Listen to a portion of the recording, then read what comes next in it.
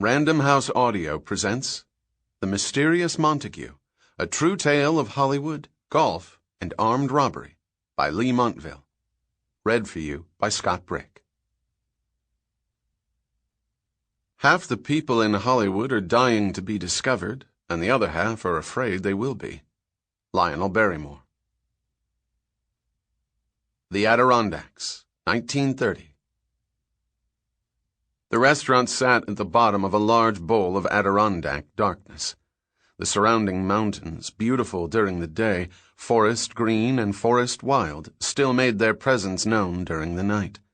They shut out all horizons, zipped up, locked down, tucked in the well-scattered population between the New York towns of Osable, Forks, and Jay, under a black and tight blanket. The lights from the restaurant were pinpricks of isolated civilization. The porch light was still lit. The inside lights were still lit. Proprietor Kin Hanna and his wife Elizabeth and an employee, Paul Poland, finished the work of Monday night in the first hours of Tuesday, August 5th, 1930. The last 3 customers were gone, but money had to be counted, tables cleared, floors washed, stock replenished. A last cup of coffee had to be drunk, a joke told. The restaurant, simply known as Hanna's to the local residents, was a roadhouse on Route 9, the 2-lane asphalt highway that meandered down from the Canadian border, 58 miles to the north, then to Glens Falls and Saratoga Springs, then Albany, and all the way to New York City, 275 miles to the south. Adventure had come to the road in 1920, especially in the dark, with the advent of Prohibition, and an atmosphere of car chases and gunplay as smugglers tried to bring distilled spirits from one country to the thirsty citizens of another. The restaurant was a modest part of the excitement. A man could buy a drink at Hanna's, could also buy a bottle to take home, but this was not unusual. A man could buy a drink at most of the roadhouses along Route 9. The area was awash in alcohol. Farmers rented out their barns and hay wagons to smugglers. Mechanics in Saranac Lake fitted out automobiles for the chase, engines cranked to racetrack speed, false gas tanks and false bottoms installed to convey every possible ounce of hard liquor and beer. Freight trains contained hidden cargo. Boats on Lake Champlain carried more contraband than sightseers. The dance was a decade old, a formalized routine of winks and nods, hide and seek, punctuated by occasional murders and publicized court trials. Illegality was the norm. I believe that 90% of the people in the county were opposed to Prohibition, one Osable Forks resident later said. Not one farmer in 25 would not shield, help, or hide a rum runner. The usual compensation for their help was a bottle of liquor, more highly prized than money. Kin Hanna was Japanese, a relentless bundle of hustle and bustle, always on the job, meticulous about cleanliness. He considered himself a restaurant owner, not a bootlegger. The liquor business was something that had developed by circumstance. He provided good food at modest prices, typical American fare, even set up a roadside stand in the summers to sell hamburgers and hot dogs to travelers who didn't have time for a full meal. His establishment was run with much attention to detail. All kitchen employees had to wear hairnets. He inspected the waitresses every day from behind his rimless glasses, made the women hold out their hands, checked to see if their fingernails were clean, then looked down to see if their shoes were shined. His children laughed at this fussiness, and maybe the waitresses did too, but never in front of him. He was not a man surrounded by casual chatter and laughter.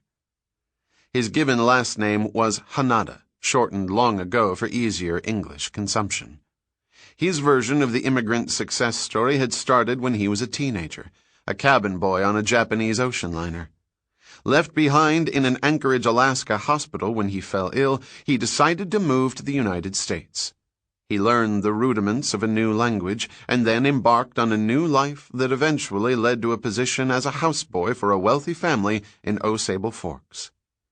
Impressed by his good work, the wealthy family sent him to cooking school in Boston. Cooking school led to the restaurant business. He had edged into his late 40s now, a familiar figure in the community, and was long married to Elizabeth, a local girl, a Cobb, quiet and religious. They had 5 children ranging from 19 to 5, 3 girls and 2 boys. The color of Hannah's skin sometimes drew comments, obvious and stupid, such as "Ching-ching Chinaman sitting on a fence."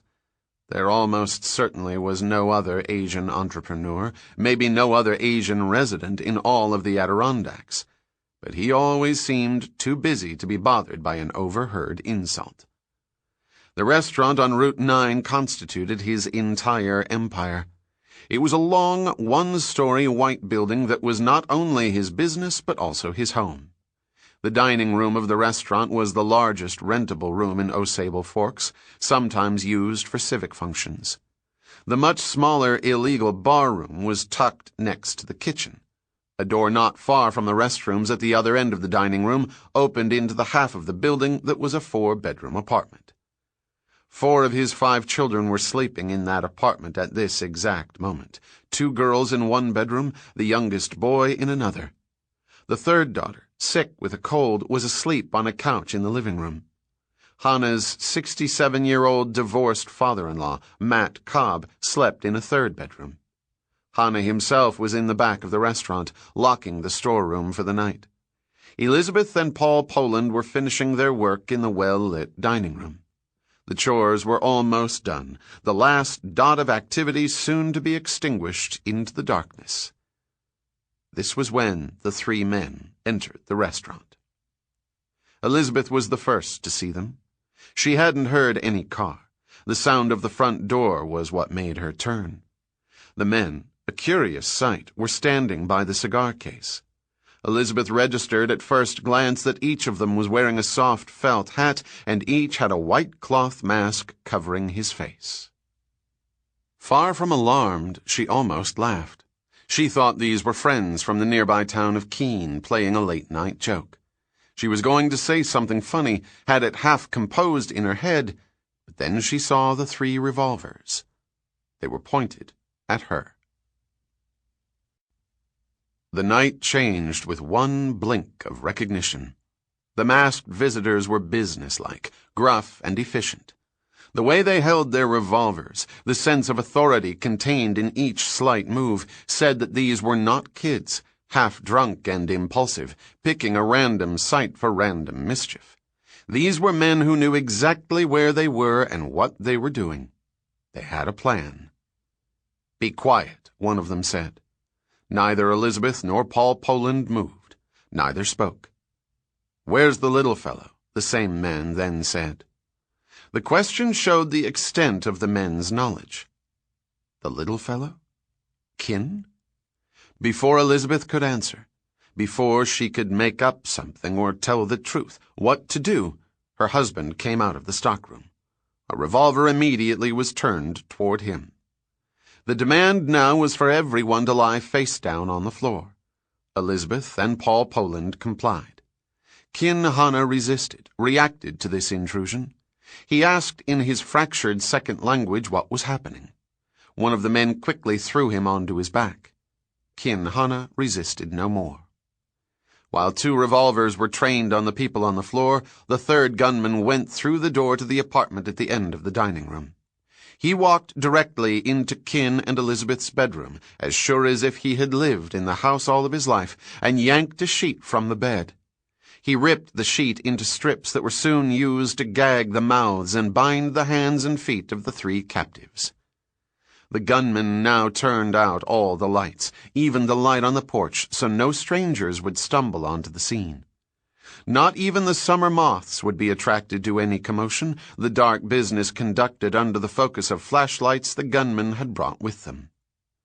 First, the men emptied Kin Hannah's pockets, taking whatever cash money he had, disregarding any checks. Second, they removed his gag and asked for the combination of the safe in the master bedroom of the apartment. They knew about the safe? He said he didn't know the combination, that his wife always took care of the money. The gunmen turned their attention to Elizabeth. They undid her bindings and walked her back to the apartment and told her to get... Sample complete.